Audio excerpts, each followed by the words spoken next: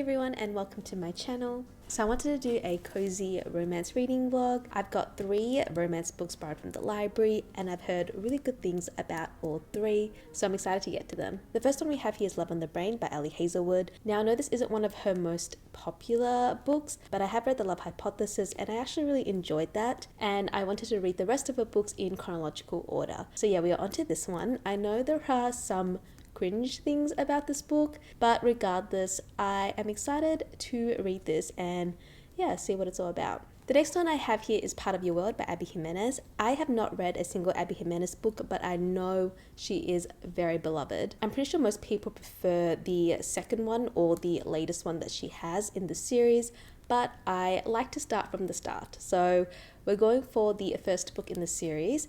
I hope I still enjoy this, regardless of the fact that it is the least popular one out of the 3 that she's released. But yeah, I guess we will see. I think this is actually a Little Mermaid retelling from what I've seen. I don't actually know what this is about specifically, but the song, and also I can see that the girl has red hair, and I think I saw a TikTok comment that mentioned that yes, it is a retelling. And then the third is Only When It's Us by Chloe Leese. This is the first book in the Bergman Brothers series. Now, I haven't heard as much about this series like I have the others, but I do have a couple of mutuals on TikTok who love these books, so I am excited to get to it. I already have started this actually a couple of days ago, and it's going okay so far. I'll do a more in-depth update later. I'm about, about this much of the way through. I will say though that some of the writing decisions made in this I don't normally like in romance books, and they're usually the reasons I DNF books quite quickly, but for some reason it kind of works here. Like, I don't mind it as much, but I guess we'll see how it goes. But yeah, those are the 3 romance books I have here. I love romance books, and yeah, I've just heard so much about these. I'm excited to finally actually read them and see what I think. Hopefully you enjoy this reading vlog. I will be posting updates as I read through the books.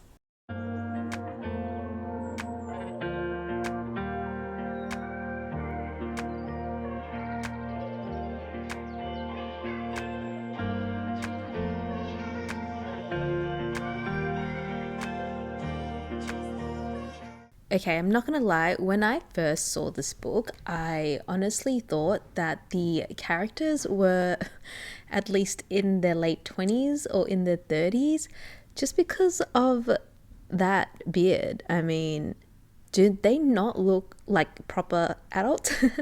I mean, they are adults. They're, I think, early 20s, like 21 or so, in college, but I genuinely just thought they were like in their 30s or at like minimum late 20s. So yeah, anyway, that is my bad.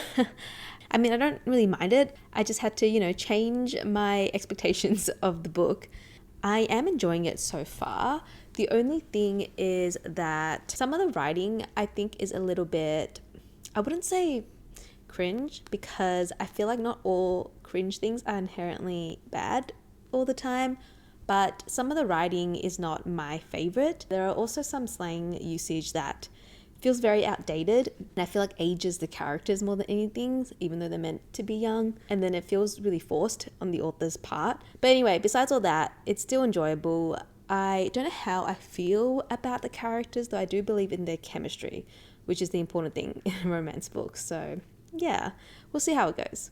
I am now about 192 pages in the book, which is more than halfway, and I want to take some time to do another mini update on my thoughts so far. I realized that I haven't actually explained what this book is about, because I myself don't really know still. So I generally like to go into books blind, and all I gathered from this is that she plays soccer and he is part of this Bergman Brothers. I think the rest of the books are about his siblings. So the story characterizes the main female character pretty much immediately. She acknowledges that she has a huge temper.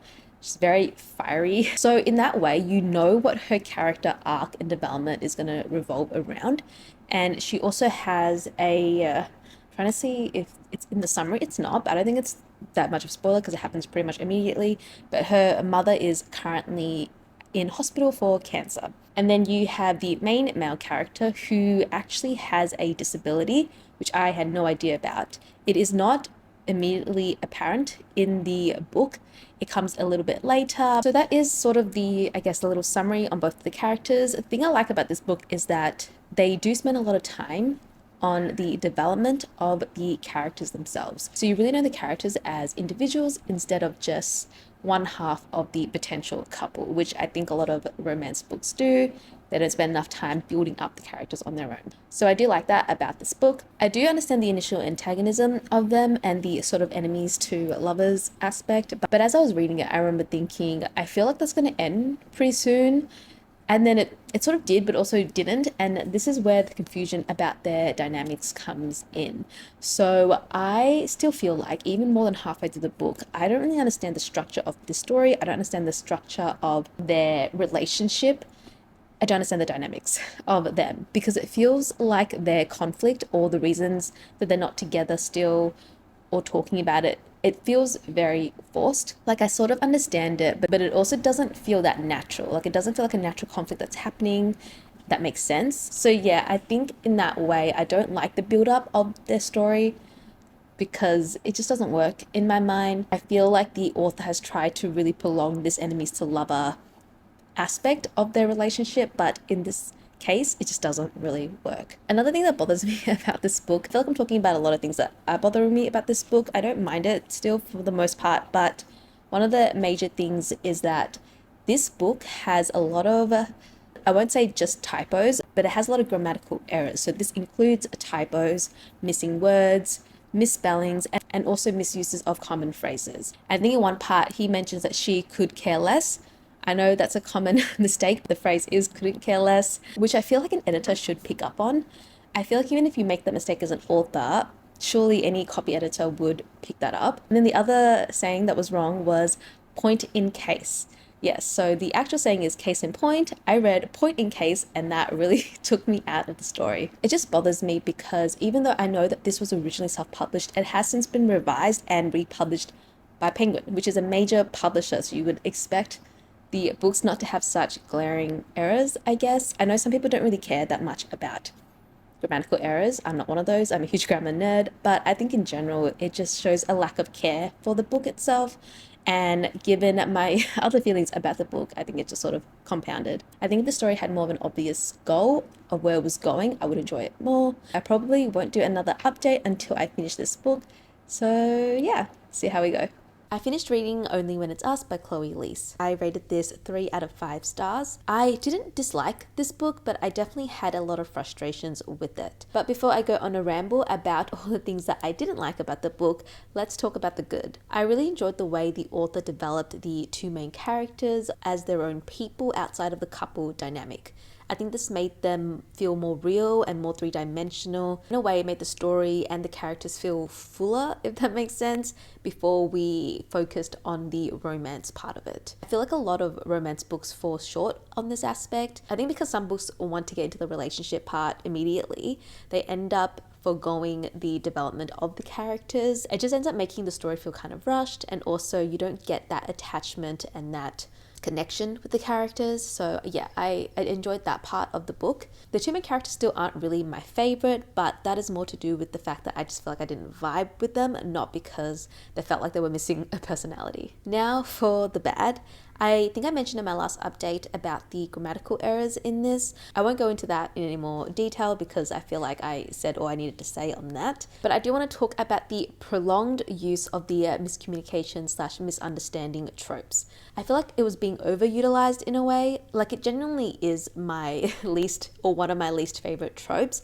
But putting that aside, I feel like the way it's been used kind of after the first quarter of the book felt very forced. It felt like it was only being used because there was no other reason why the two main characters are still antagonistic towards each other. And I understand the author wanted it to be pretty slow burn, but I just feel like there was no real reason for them to stay enemies in the enemies to lovers dynamic. It also contributed to the lack of structure I felt like the book had. I didn't really understand where the story was going, which meant that I couldn't really be fully taken on that journey, on that ride of the book, which I feel like is so important in a romance novel. Actually, it's probably important in most genres, but I just wanted to be taken along on this romance, and I feel like I wasn't because of the forced conflict feeling of it. But despite saying all that, I am still very excited to read the rest of the series. We are introduced to the Bergman family here. And yeah, I am keen to see where that goes. I am very interested in seeing more of the other character stories, probably because I think the author does such a great job at characterization.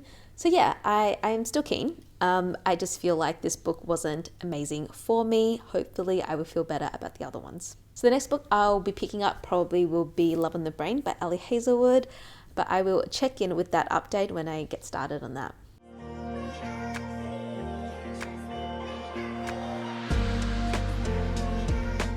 I DNF'd this. I didn't even get a chance to film any reading updates for this because the DNF was pretty quick.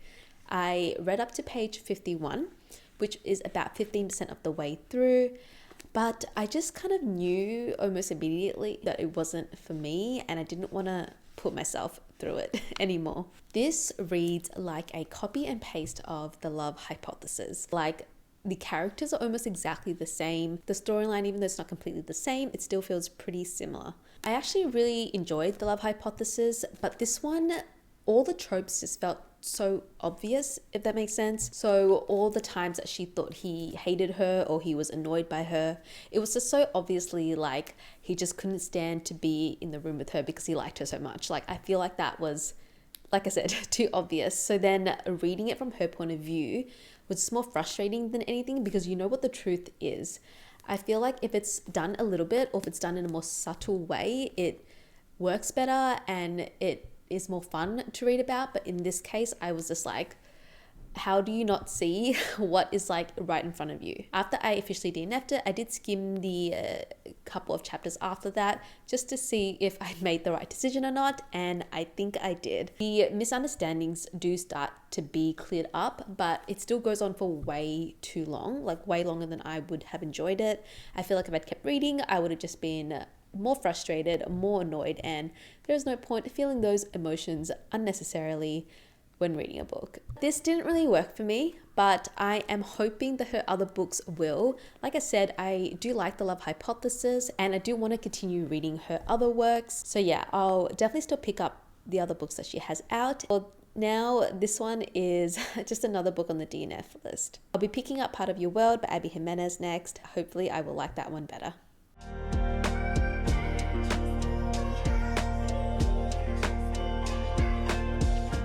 Welcome to my review of Part of Your World. Like the book before, I did not end up making any reading update videos for this book, but not because of the same reasons. Instead of DNFing, I actually flew through this book. I couldn't put it down. It was so good.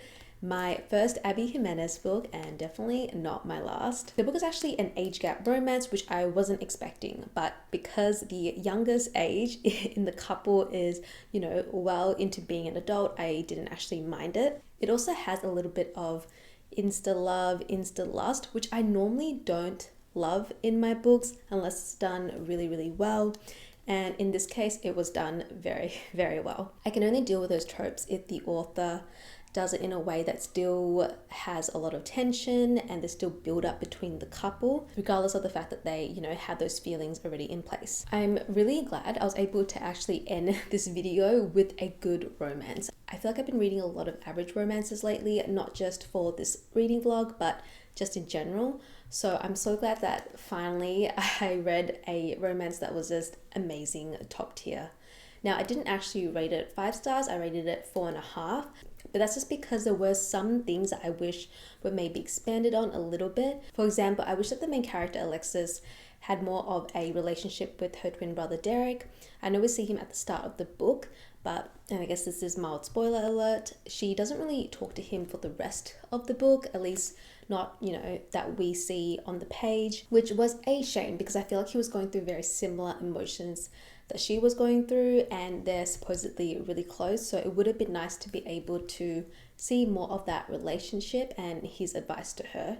I know they explained why they couldn't talk more, but personally I just would have really liked to see that relationship. But aside from that, everything was just so amazing. I am so sick of reading 2D shallow characters with conflict that feels really forced. This I feel like the characters themselves were very well fleshed out. They felt real. The writing wasn't cringy. I think a lot of romances fall into, very look, I don't mind some cheese and some cringe. It's a romance novel, but I feel like some writing just uses too much slang and then it sounds weird. But this was done just like perfectly. I have no complaints about the characterization and the writing. And also, I was not expecting to cry in this as much as I did. Like, I was full on bawling for most of the last maybe quarter or so of the book. So, yeah, you can say I got super, super attached to the characters.